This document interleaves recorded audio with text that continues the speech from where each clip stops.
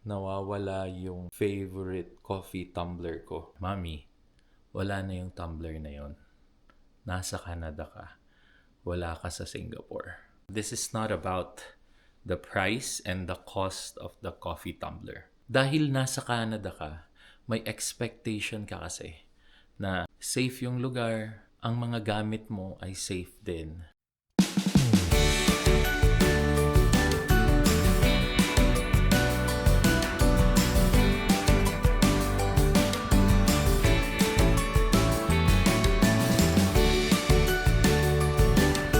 Hello fam, and kakagising lang ng Pamilya Alba ngayon. At actually tulog pa si Kuya, so sarap ng nap namin, malamig-lamig. And maulan-ulan ang panahon dito sa Calgary.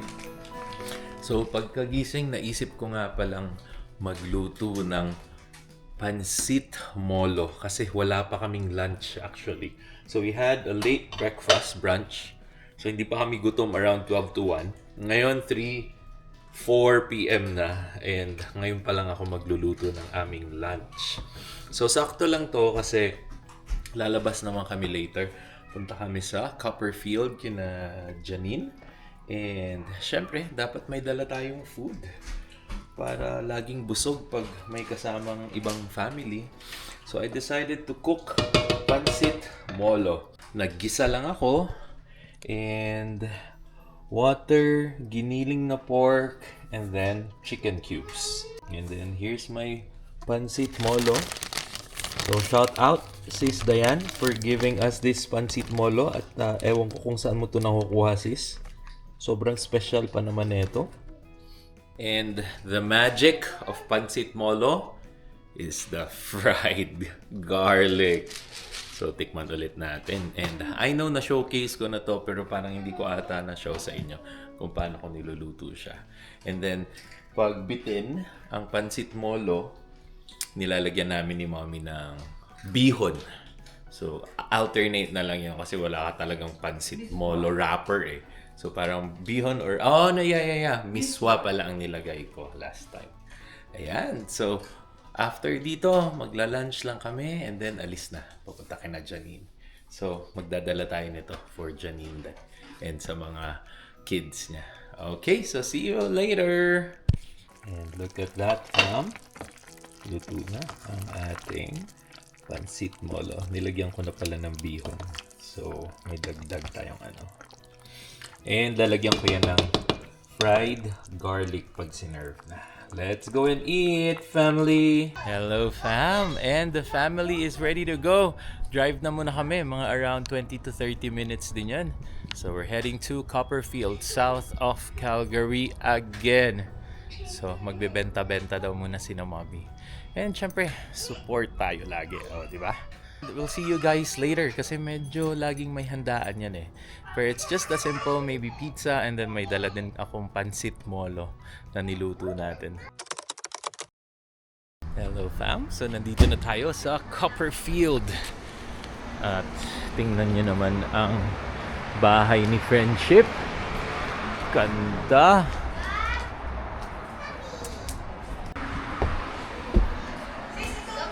And of course, there you go. May setup na sila.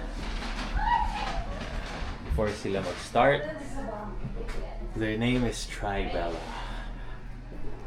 Yan, naka-set up na sila Mommy.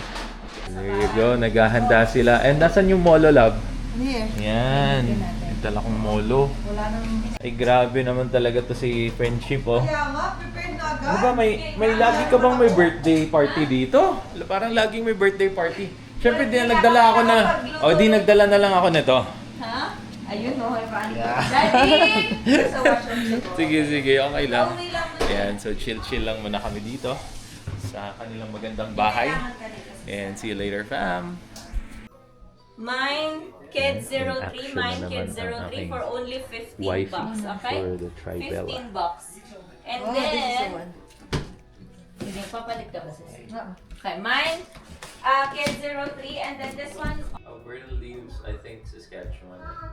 Or even Manitoba. Oh, am I part of the YouTube video now? Of course. Oh, I'm part of the YouTube video. No, we're famous. Daniel, a Singaporean friend. Elbow fam, right? Elbow fam. Elbow fam. fam. Hi, Daniel. We were just talking about politics. Hi, brother. The unlimited topic of politics. You should be doing I'm gonna be podcast. famous. And we were talking about how Canada is now compared to the past 10 years. And Jake is sharing some thoughts about Oh, it's really good, man.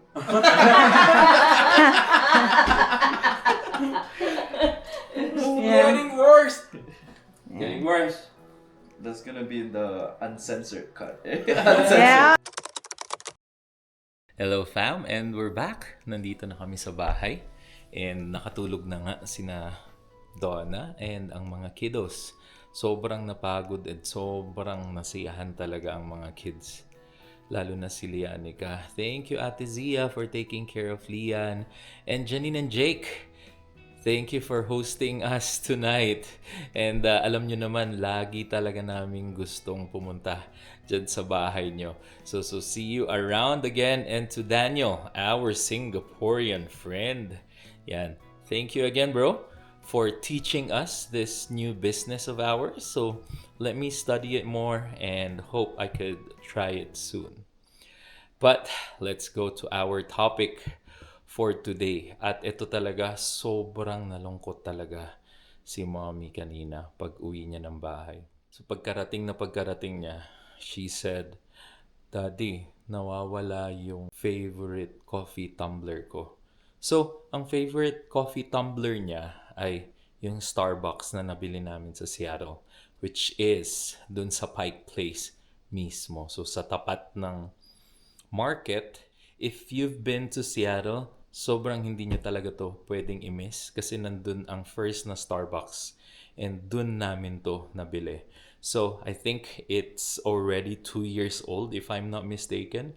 So, sobrang favorite talaga to ni mommy kasi may sentimental value and all. So, again, ito ang favorite coffee tumbler ni mommy galing sa Pike Place. Ngayon, bakit natin pinag-uusapan ang coffee tumbler na to? Pagkasabi kasi ni mommy, ang sabi ko na lang sa kanya, "Mommy, wala na yung tumbler na yon. Nasa Canada ka. Wala ka sa Singapore." So, parang napaisip kami bigla na yung Canada supposed to be safe place siya. Dapat pag may naiiwan kang bagay, bumabalik sa'yo kung may paraan naman na pwedeng bumalik sa'yo. Naiwan ni mommy to sa workplace niya, which is sa airport. So for sure, merong lost and found doon. Siguro may mga processes sila doon sa airport na dinidisregard na lang nila ang mga coffee tumblers, mga small things. Again fam, this is not about the price and the cost of the coffee tumbler. Number 1, may sentimental value to kay mommy. Kasi itong tumbler na to, although ito ang favorite niya, ito din yung parang isa sa binili niya really for a souvenir kind of thing galing sa Seattle. Number 2, 1 taon niyang gamit yung coffee tumbler. So, ganun kaalaga sa mga gamit si Donna. And she was really devastated na iwan niya somewhere. So, nung hinahanap niya nga sa bag niya, hindi niya na makita. Although, maliit siyang bagay. And you could even say na medyo OA at pinag-uusapan pa natin to. Pero, dahil nasa Canada ka, may expectation ka kasi na safe yung lugar, ang mga gamit mo ay safe din. Hindi dapat nawawala basta-basta ang mga gamit at kung maiwan mo man siya, may pwede kang puntahan or balikan. So parang ang mindset ng mga tao is, ano yun pag may nakita kang hindi sa'yo, kukunin mo na lang. Di ba dapat pag may nakita ka, gagawan mo ng paraan para isole. Now we could argue na busy ang lahat. Okay, probably may mga tao doon na iba, for sure, since sa airport siya nawala. Or probably yung cleaners, dahil wala namang nag-claim, in a few minutes, kanila na lang. So, hindi talaga natin alam kung ano ang proseso. Pero kasi, nasabi kong, nasa Canada ka, mami, wala na yon, wala ka sa Singapore. Kasi fam, may experience kami sa Singapore na, although it's petty, again, you could say na OA to. Pero, may first-hand kaming experience na bumili kami ng coffee mug sa Johor Bahru, which is a bridge away from Singapore. Malaysia part na siya. And it was a souvenir kasi nagko-collect nga kami ng mga coffee mugs. And pagka-uwi namin, naiwan namin siya sa bus. Come to think of it, iba't ibang tao ang nandun sa bus. Papalit-palit yun ng mga pasahero. Wala siya sa isang lugar lang. Bumabiyahe yung bus. Papalit-palit ng mga pasahero yun. And since may tiwala kami sa system ng Singapore, we were really confident na makukuha namin yung mug. After 1 to 2 hours, actually namin na-realize na naiwan namin yung mug. So bumalik kami sa station mismo ng bus. So it's there, parang head office or parang community office nila. And lo and behold, nandun yung coffee mug. So ngayon, ano ang conclusion? At bakit nga natin pinag-uusapan to? Siguro may kailangan talagang i-improve dito sa sistema ng Canada. You could think na OA nga, simpleng bagay. Again, magkano lang ang coffee tumbler ni Mommy? Around 40 to 50 Canadian dollars siguro. It's not about the cost of the tumbler. It's about the lesson and yung feeling na naisip ko agad na nasa Canada ka, Mommy. Wala na yun. Which is, ang dapat dun ay, nasa Canada ka, Mommy. Balikan mo lang sa airport, makukuha mo yun ulit. Di ba dapat ganun? May mga gaps sa sistema, may mga gaps sa pamamalakad, may mga gaps din siguro sa enforcement ng mga laws kung bakit ganun na lang yung thinking ko or thinking namin na wala na yun. So we could see all over the news na madaming nangyayaring masama, the criminality is high. This is the time na parang it's a realization na oo nga, madami nga talaga sigurong naghihirap dito sa Canada. Kasi pati tumbler ba naman, hindi mo masuli. Napakasimpleng bagay, napakamaliit na bagay.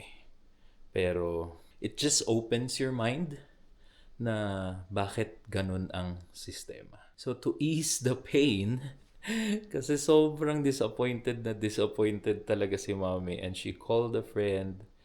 Ayun nga, wala na daw talaga dun yung coffee tumbler niya. Hindi na daw talaga makita. So sinabihan ko na lang si Mommy, let's just go to Costco tomorrow and buy a coffee tumbler there. So it's hard to think na we live in a society na ganon. So, to conclude, apart from us guarding ourselves, guarding our things, we really need to be careful. Baka madisgrasya tayo. We really need to guard our things, protect our things. Apart from that, you would just think na hindi basta-basta ang ginagalawan nating mundo ngayon or community. Madami talaga sigurong naghihirap ngayon na pati mga simple things lang ay hindi pa magawa. It's very simple thing. So we really need to improve. Probably the system, the law enforcement, and everything else. I mean, yeah, this is just a coffee tumbler. But what if it's your car? What if it's your bag na hindi nasoli? Paano pag nilooban yung bahay? Hindi mabe-blame yung thinking na dapat talagang merong significant change. So it could be financially, it could be the law enforcement, it could be tightened security. Simpleng bagay siya. Pero pag-iisipin mo, madaming tanong pero walang sagot. So, there you go, fam. Bukas pupunta na lang kami ng Costco para naman maibsan ang sakit. OA pero yeah, masama talaga yung loob ni Mommy kanina. At bakit daw nangyari yun? Kasi kung yun nga, again, nasa Singapore daw yun, makikita pa. It's just a comparison of the places or the countries kasi we had a first-hand experience. Siguro nakikita nyo na rin yun sa Facebook na sa Singapore, pwede kang mag-reserve ng upuan mo or ng table mo, patong mo yung phone mo, patong mo yung laptop mo. Hindi yun mawawala. Parang ganon. So, they have different law enforcements. They have different mentality when it comes to security, to your freedom, to your rights. It's the country that we chose. Then again, there's much to improve. And so fam, thanks again for watching. And I know gets nyo kung ano yung sinasabi ko. Again, hindi about sa bagay kung hindi sa sitwasyon na nangyari kay Donna. Bakit hindi naging good yung result ng sitwasyon? So again, thanks again for watching fam, and see you on the next video. Please don't forget to like, share, and subscribe here. So see you tomorrow. Maayong gabi, maayong adlaw sa inyohang tanan. And God bless. Hang loose.